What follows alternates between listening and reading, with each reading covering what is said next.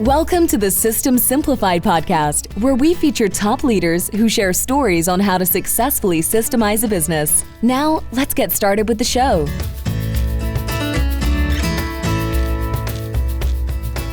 Hello, Adi Klevit here, the host of the System Simplified podcast, where I feature top founders, entrepreneurs, and thought leaders about systematizing a business. And today's episode is being brought to you by Business Success Consulting Group, where we create, document, optimize, and implement processes and procedures so businesses can grow and thrive. And today's guest is Betsy Pepine. Hi, Betsy. Hello. How are you? Very good. Very good. Hot here in Florida, but very good. It is, indeed. But this podcast is evergreen, so somebody might listen to it and we might have one of those cold days. So who knows? But it's so good to have you. We're going to have a great conversation. This is kind of like we talk a lot about systems, and we're going to basically talk about anti-system of the anti-system, right? Because you basically, let me read your bio, because I want our listeners to really understand who you are and why we are talking to them. So, you are, first of all, you're an author now. It's called Breaking Boxes. It's a great book that I recommend that our listeners listen to. Buy it. Obviously they can listen to it as well as an audiobook, but because it's really interesting. It talks about your unique journey as an entrepreneur. Mm-hmm. You are very successful. You are the founder and CEO of, so you have the company's Pepine Realty. Right. And you are in 4 other companies. So it's not just one. You're definitely a serial entrepreneur. And you built one of the most respected and successful real estate firms in the state of Florida. The Wall Street Journal has consistently recognized you and your real estate team as one of the top producing in the United States. Mm-hmm. Yeah. Your brokerage has been named one of the Inc. 5,000 fastest growing private companies in the USA multiple times. And you earned spots on the top 50 Florida companies. So it's kind of like, you definitely awarded all the right awards, right? And you're passionate about helping. You also, you're definitely a very good person, also very passionate about helping at-risk families with children. You founded a nonprofit organization foundation that provides families facing housing insecurity with affordable and safe housing, but there is more to the story. Something happened at some point in your life that got you to really challenge or ask, you're following the system, you're successful, everything seems to be fine, but what is happening? And I think that is something that a lot of entrepreneurs that are listening to us right now can relate. Mm-hmm. So I'll let you take it from here and tell us, how did you get to that success? And then what happened about 10-ish years ago that got you to take a look at things a little bit differently? Yeah. So I got into real estate about 18 years ago, and I started like a lot of people in real estate. They just start selling houses. It was a passion of mine. And I was very blessed. I was very well connected in the community. They supported me. And so my business grew. And so I just started selling more and more. And it comes to a point where you can't do it all yourself. And so you start having to hire people. And I did that. I went out on my own. I started hiring other agents to help me. And I was working out of my house. I had no plan. There was no systems. There was no structure. And I did get an administrative assistant. And we did this for a couple of years. And we got to the point where it was getting to be really out of control in terms of the business. And I had, again, no structure and really needed a break. Decided that I'm a single mom. I'm raising 2 daughters, and we said we need to go on a vacation. And so I scheduled a vacation, and 2 days before the vacation, my admin, who was really my second-hand woman, came to me and said, "Let's meet." And I said, "Absolutely." I had laid out everything I needed her to do while I was away. And she's like, "Just stop. Please don't get upset." And I was like, "Oh boy." She said, "I need to let you know that I'm leaving." And I was like, "Oh my goodness, we're running this ship and I'm going on this cruise where I don't have a lot of communication and you're leaving me." And I asked her, I said, why are you leaving? And she said, she was very honest with me. She said, I love you. I love working here, except you don't offer a growth plan for people, which was true. I had no systems and structures for that. I was very small. I never thought about stepping stones for staff. She said, we don't feel like a family, which is always a struggle with a business where you have 1099, you don't have employees, you have 1099 independent contractors. Legally, you can't do certain things, and it's harder to create a culture of family. And she said, and the third thing, and this one really hurt me, is we don't have opportunities to volunteer and give back to the community. And that was something that I've always been passionate about, but I had always seen the model where that was done in your personal time. You don't do that in your company. You go to your company, you work, and then you go home and you pursue your charitable contributions and your hobbies and things like that. And here this woman was telling me she wanted family at work. She wanted volunteer activities at work. And so it really started to break down the walls of the box that I had put my company in. And so instead of packing that night, I went to the bookstore and I bought books on some of the biggest company leaders, Zappos at the time, Facebook, Google, people who had built such incredible cultures. And I spent that cruise learning about how they developed this strong culture. And I came back and said, okay, I have no structure, no systems. Let's start. And I got myself a coach who the first thing he said to me is, we need a vision, we need a mission, we need core values. So he set those out and we started to create some structure. And that's really all we did for several years. Our culture got to be fantastic. We won the award for being one of the best businesses in Florida to work for. Did your assistant stay?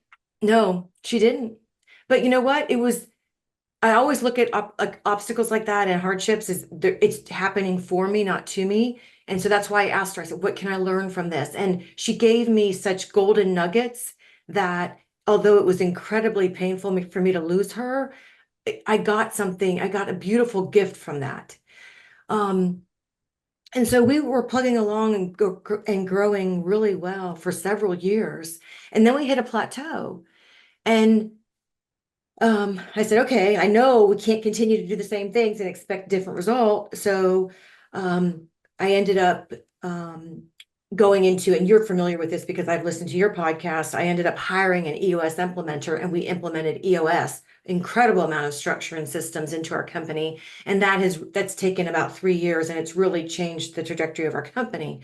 So we have accumulated really nice recognition, both locally, regionally, and nationally because of the efforts that we've done.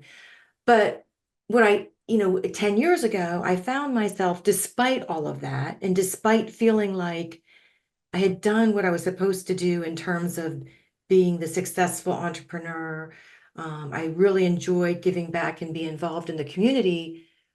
I wasn't happy. I could feel myself not being happy and that something was amiss.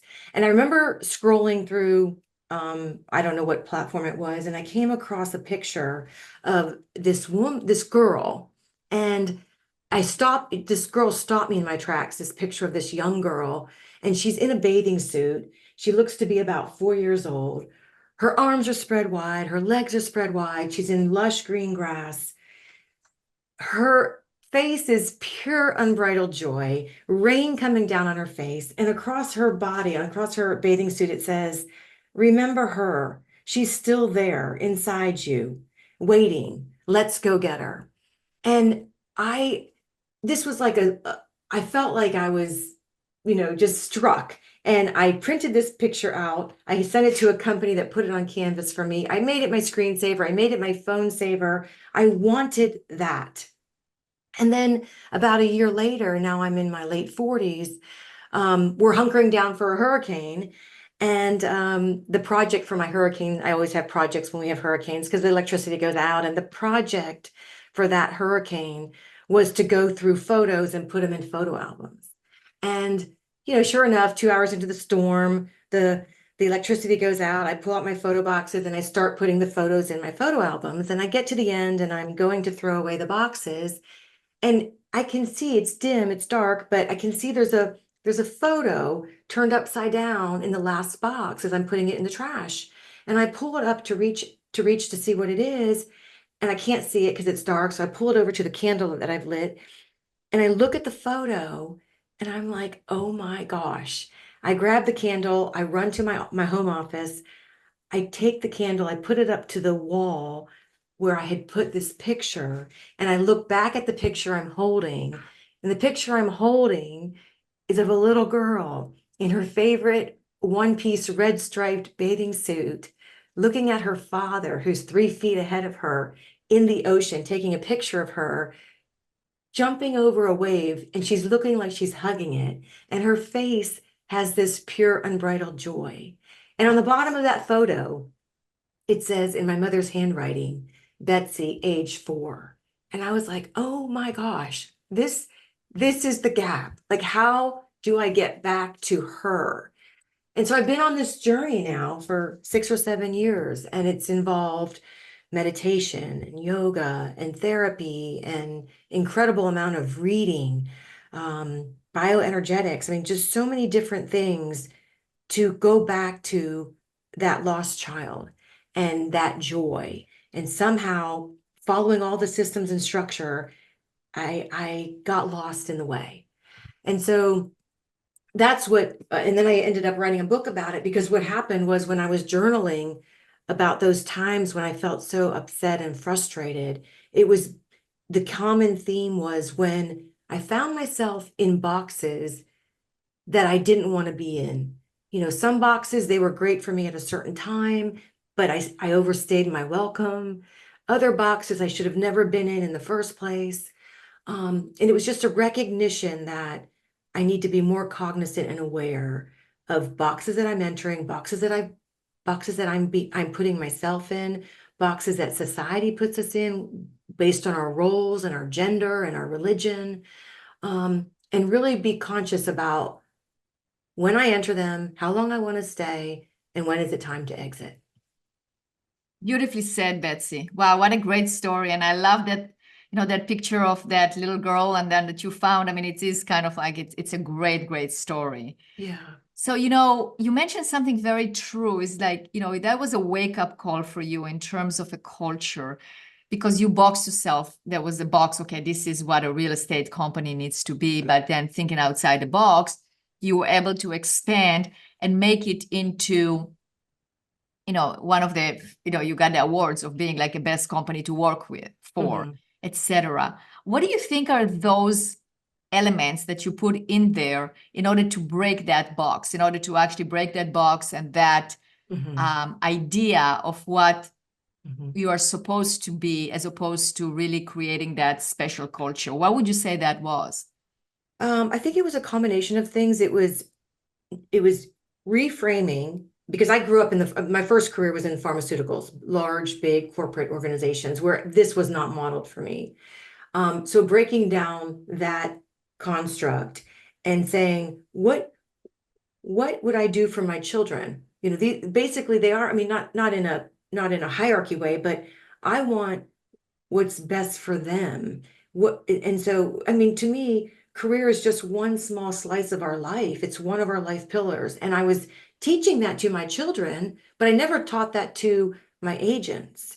And so I started looking at them as true family, not business associates and colleagues, but how would I treat my brothers and my sisters and my children, and things and lessons and just philosophies that speak to me, share with them, and hopefully some of those will resonate. So for example, I started teaching a class for financial peace. For me personally, some of the greatest freedom I have is because I was modeled in a home that lived debt-free. And that was just, I mean, I never even considered anything other than that. And so I've always lived well below my means. It's just, that's what we do in our family.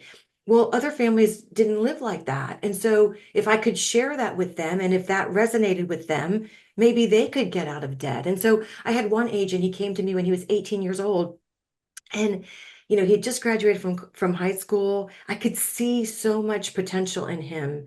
In the questions he knew to ask me at 18 were incredible.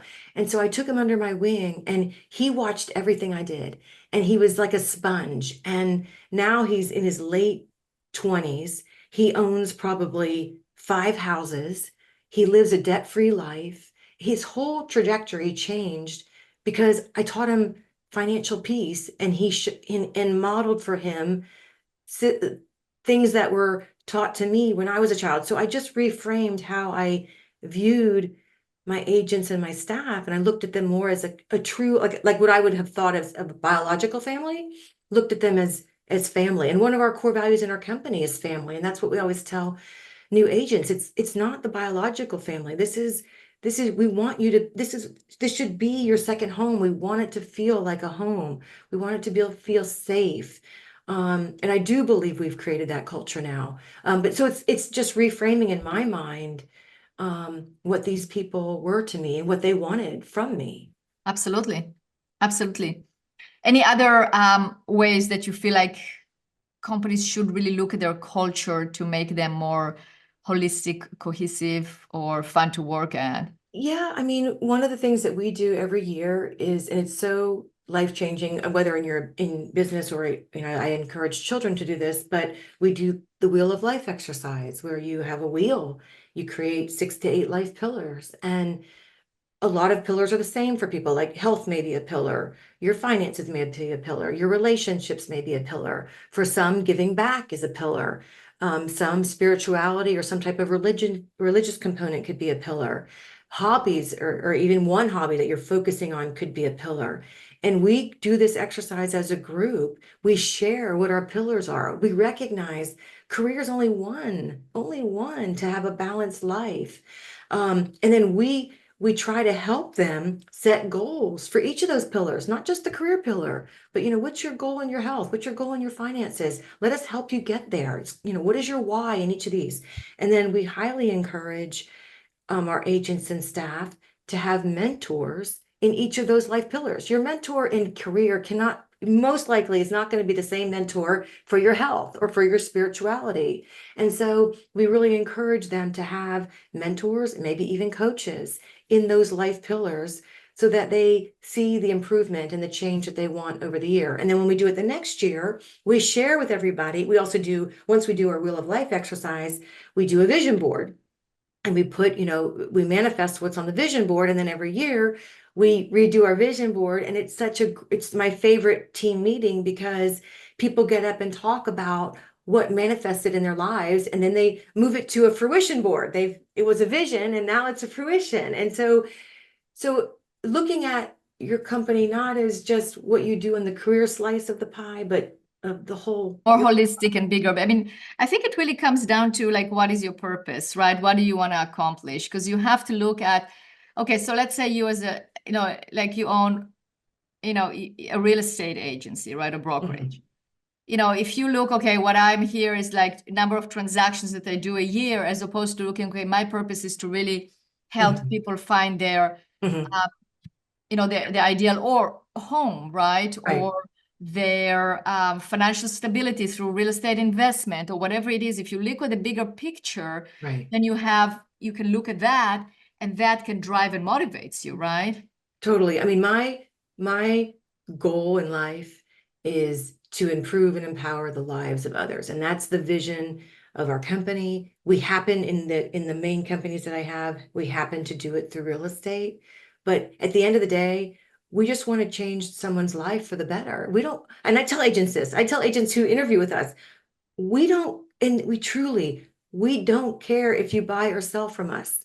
We want what's best for you. I am the first person to talk somebody out of buying a house if I feel like they are not in the right financial position, or emotionally not, they don't know they're going to be here next year. They're going through a rough divorce. Maybe not the best time to buy a house. I'm the first one to tell them that, because that's, again, the picture. My big picture is, did I improve and empower their lives? And at the end of the day, that's all I really care about.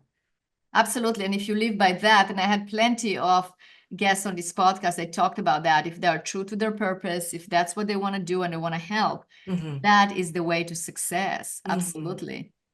Cool. What are some other principles that you can share with the listeners in terms of being successful, in terms of also living with yourself, like in an inner peace, and being successful as it applied to business? I would say having a mindset of abundance and not scarcity. I think that's a big one. I remember, when you have a brokerage, agents come and agents leave sometimes, and that's very hard. And some agents leave and start their own brokerages. And people are like, well, aren't you upset with them? And I'm like, no, that's how could I be upset with somebody who wanted what I want? Right. That's success in my eyes. Yes, they're competition, but there's truly enough business for everybody.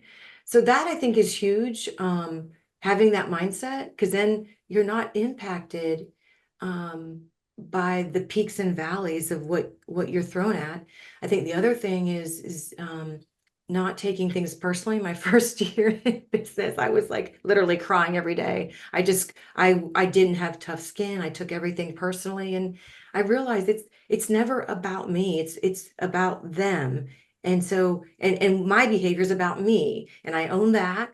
And then I have to separate their behaviors about them. And so don't take it personally. Everyone's trying, most people are good. Most people are trying to lead a good life and be good and kind to people. And you remember that when you go through transactions or through business negotiations, even though tempers can flare, if you can have grace about it, I think that really goes a long way in this climate that we're in right now. Absolutely. Absolutely. I agree with you 100%. Mm-hmm. So what's next in terms of breaking more boxes? Well, it's funny because I wrote the book, and most of the book is these stories about me getting in and out of boxes. And I do feel like a follow-up book will be all about a how-to on getting out of the boxes when they no longer serve you. And some boxes are great. I mean, I have an identical twin. I love being in the twin box. That's a box I cherish, wouldn't give it up for the world. I mean, I'm not saying all boxes are bad. I wanted to be in the author box, and I wrote a book. But there are some boxes that just, we should have never been in the first place, or we've overstayed our welcome. And so the book, my vision for the book is helping people identify when it feels uncomfortable, and moving towards that which feels good, making decisions based on love and not fear. I think a lot of our decisions are based on fear of loss, loss of relationship, loss of financial security. But what if we made those decisions purely based on love? And what direction would our lives take if we just did that? So I think the next book will be along those lines. I think it's great. I think it will be fantastic. So that's great. Oh. All right. So if people want to hear more, find more about you, read your book, where should they go? Sure. So my website, betsypepine.com, which is my name, betsypepine.com, has more information about me, and you can also register for a free newsletter. The book is available in all the major bookstores, on Amazon as well. And then the website also has some bonus content if you go to that. And I'm on all social handles as well with my name. Absolutely. And we'll promote it as well. So we'll have it in the show notes and you will be able to see it. That's wonderful. Great. Well, I really appreciate it. Thank you. Thank you so much for being a guest on this podcast. My pleasure. It was a great conversation. Your story is very inspirational. So thank you so much. Oh, you're welcome.